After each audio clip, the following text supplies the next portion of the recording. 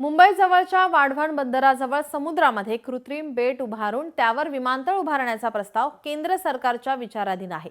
तसेच झाल्यास समुद्रामध्ये बांधलेले भारताचे हे पहिले विमानतळ असेल।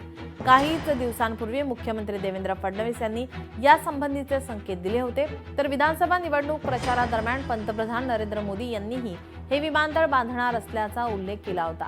प्रस्तावित वाढवण विमानतळ मुंबईच्या सध्याच्या विमानतळापासून 125 किलोमीटर अंतरावर असणार आहे। वाढवण विमानतळाला केंद्र सरकार तसेच महाराष्ट्र सरकारची प्राथमिक मंजुरी मिळाली आहे।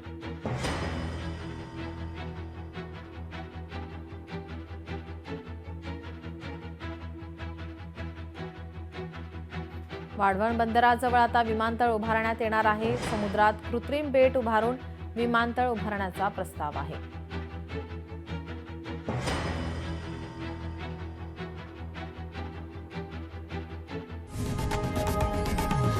लोकशाही मराठी ऐका, पहा, जागरूक रहा।